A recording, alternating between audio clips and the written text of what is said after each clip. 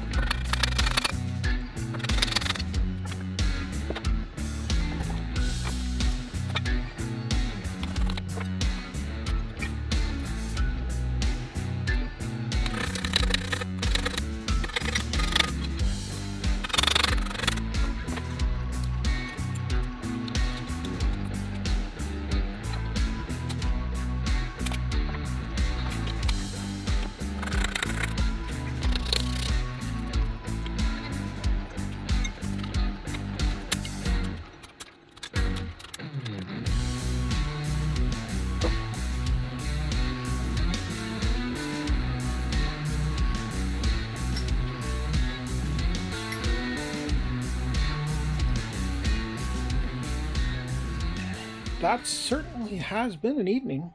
We had a little more than half the valves out of the block. Definitely pretty grungy. I'm not too terribly surprised that these two are stuck. This cylinder had rust in it, and with it being up near the top, water probably got up on the valves and, well, came in the intake, filled the piston, and got up around the exhaust. What I'm guessing has happened. I'm a little surprised that this one came out because there was actually liquid water in this cylinder. The trouble I had with these ones up at the front was that the keepers didn't want to come out. But we got those. Just a matter of cleaning them up a little bit and putting some penetrating oil on them. They popped.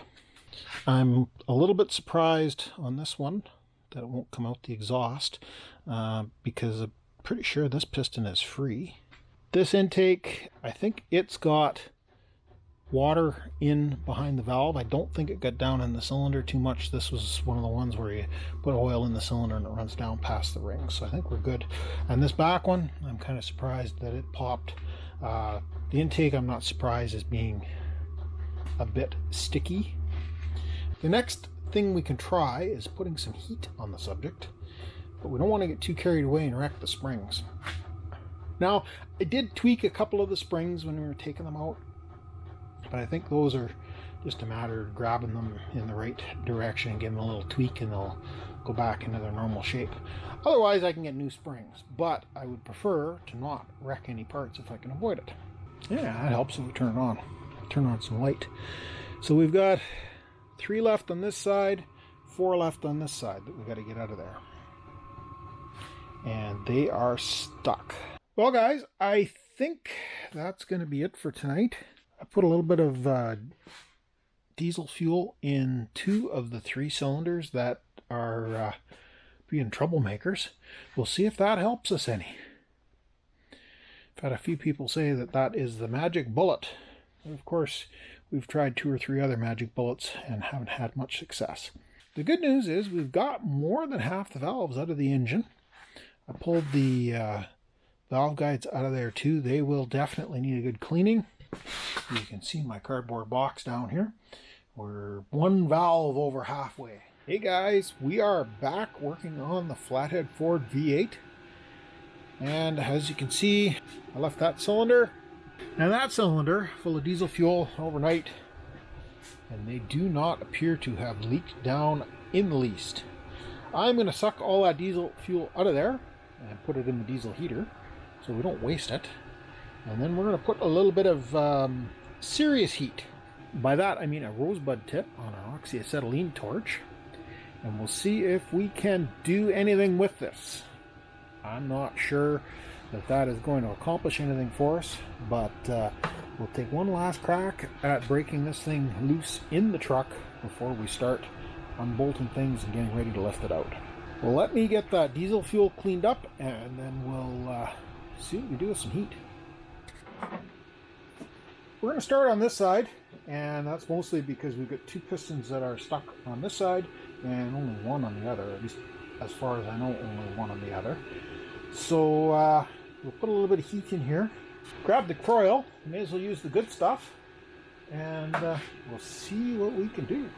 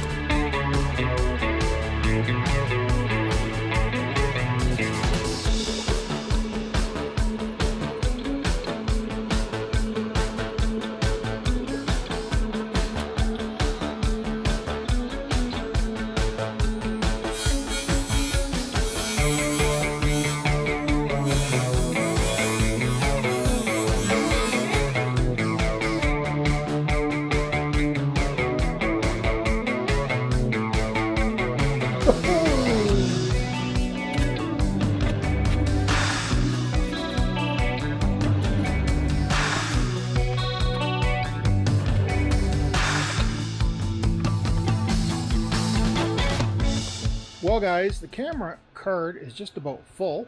It says I got like 16 minutes left for recording time on the card right now. I think I'm going to continue kind of doing the rinse and repeat. Put a little bit of heat in, put a little bit of lube in, and I'll keep working at it. And I'll bring you guys back if I have any kind of success. Well guys, I think we're done for tonight. I've been at it here for an hour or so, and I'm out of acetylene. So I'm going to have to get that tank filled up in the morning or tomorrow before the local gas purveyor shuts down. I don't know. Am I seeing any progress? Nothing's moving, but you know, I put heat in the water jackets around the inside of the sleeves, and I'm starting to see stuff boiling out all the way around the piston. So that's a good sign.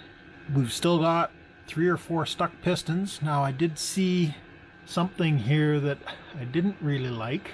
It's not super critical, but it's not great. I don't know how well it shows up in the camera. I think there's a little bit of a crack here from this water jacket hole to that bolt. That's not unusual, and it's not catastrophic on a Flathead Ford. That's actually kind of almost like a feature rather than a problem. Those water jacket to bolt holes are quite often cracked. I'm not really seeing anything on the valves, so that's a good sign. But again, we're still, you know, a long ways from having things all cleaned up and ready to give it a thorough inspection. Over here, you can kind of see the same sort of thing. Again, I had oil boiling out all the way around these pistons, so you know, I should be fairly close to having them break free. No more progress getting the valves out tonight, but I haven't really put a whole lot of effort into those. Let's get these pistons free before we worry too much about the valves. Basically, I think we're going to go kind of go at it a little bit tomorrow with some more oxyacetylene and see if we've made any progress. Put a lot of heat I'm putting heat up here in the block and it's warm to the touch.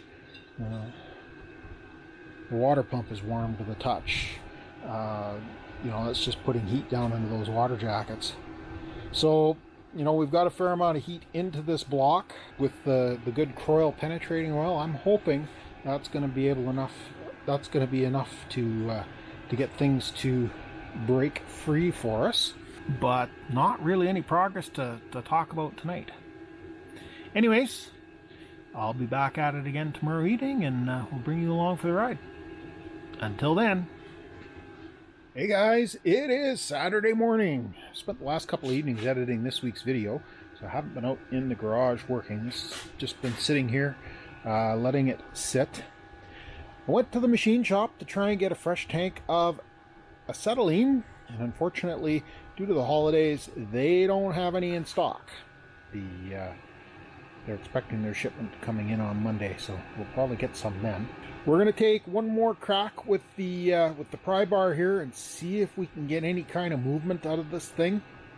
See what happens. But I think failing that, we're probably going to start preparing this thing for removal. But before we do that, we'll put the pry bar on it one more time and see if anything is going to happen. Let me put you on a stand, and I'll grab the big pry bar and we'll get on the flywheel and see what it's going to do.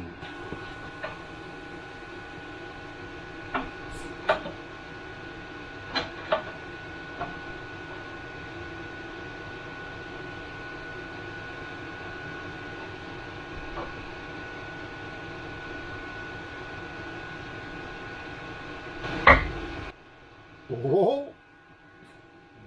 That sounded like some movement.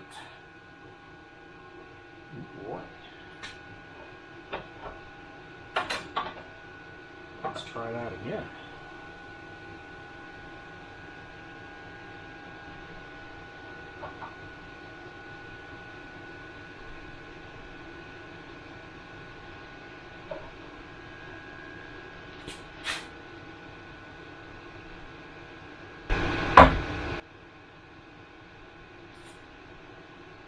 Moved a little bit.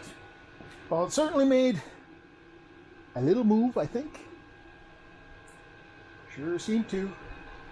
That's the most promising we've seen since we started working on this thing. I'm going to put a little bit of heat around the cylinders with the MAP gas and pry on this some more. I'll bring you back if I start making any more progress. This is getting interesting. Well, isn't that interesting? It appears we've got an inspection cover we can pull off of here. I got the tools. Let me get this ripped off, and then we'll see if we can get on that ring gear and pry it back and forth a little bit.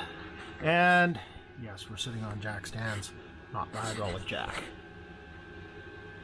Not really room for me to be working with you guys operating down here, so I'm going to shut the camera off and pull that cover off of there. I'll bring you guys back when I've got it out of there. Okay, it's loose. I'll see if we can get it to come out of there. Hey, it's not even full of mouse house. I do know that the clutch is seized though. Oh, that was a creak. Well, I think what's going to happen is I'm going to have to lay down here and get on it with both hands, which means I can't hold the camera at the same time. So what I'm going to do is put you guys up on the top side on a stand looking down at the engine, and I will try and work this back and forth. See if we can get this thing to actually move a little bit more than a 1/16 of an inch. But a 1/16 of an inch is progress.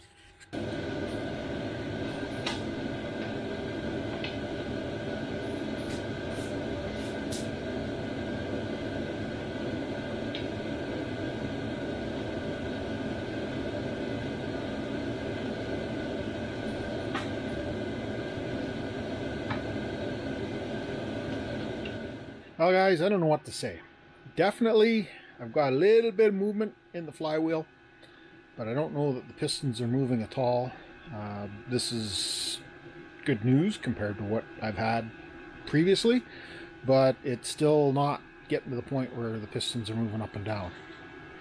I think what I'm going to do is drain the oil out of this machine and maybe try dropping the oil pan, but I think I'm wasting my time. I think I may as well just start unbolting it from the bell housing and get ready to lift this engine out, because you know, what's the definition of insanity? Doing the same thing over and over again and expecting a different result.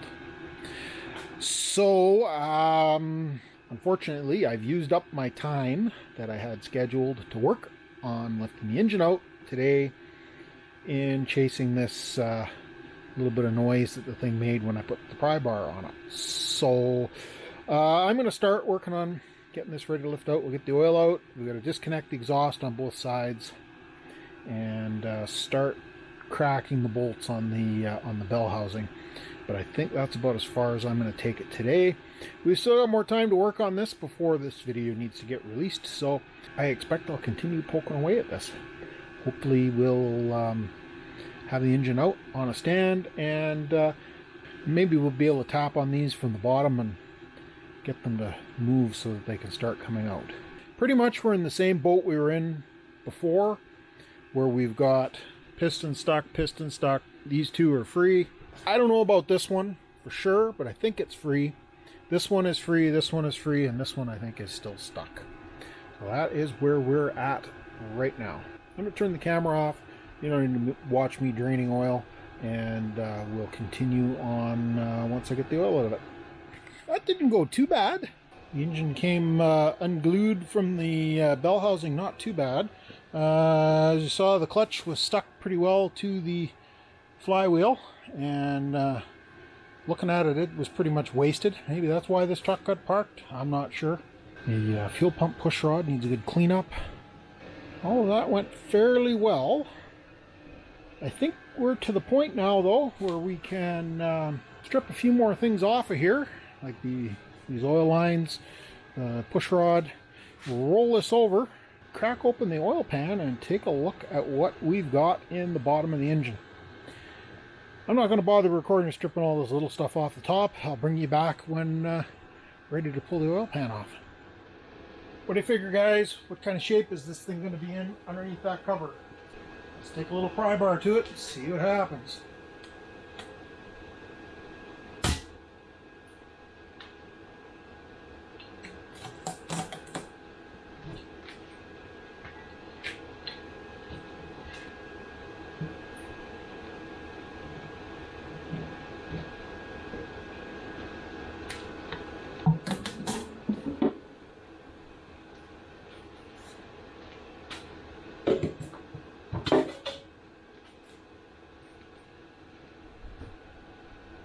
Well, definitely something.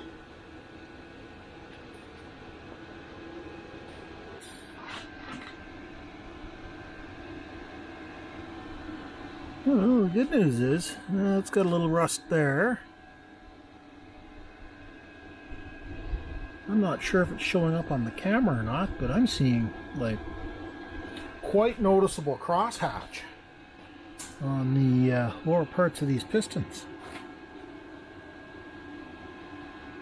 Number 2 is the one when I'm seeing the most rust on.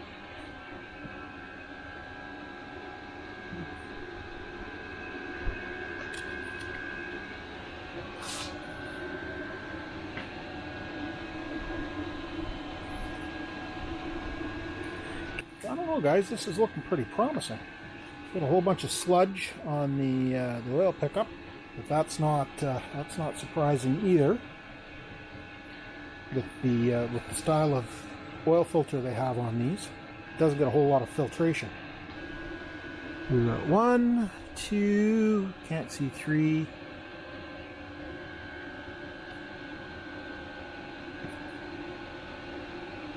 4. So the rod caps are stamped. 5, 6, 7, and 8. Well, it is now time to tear into this thing and try and get it apart. But I think that's going to be for another video. This one is going to be really long already. Hopefully I did most of it in time lapse for you guys, but there is going to be quite a bit of length on this one. I think we'll continue on at that point. Thanks a lot for stopping by. I appreciate you taking the time to watch the video. If you got this far, and it's been a marathon, give me one of those thumbs up. Give me a like. If you're interested in more content from Doug's Messy Garage, maybe consider giving me a subscribe. Love to have you come back, and maybe ring that bell icon. There's some links to some merch down below the video, and we'll catch you guys in the next mess. Thanks for watching.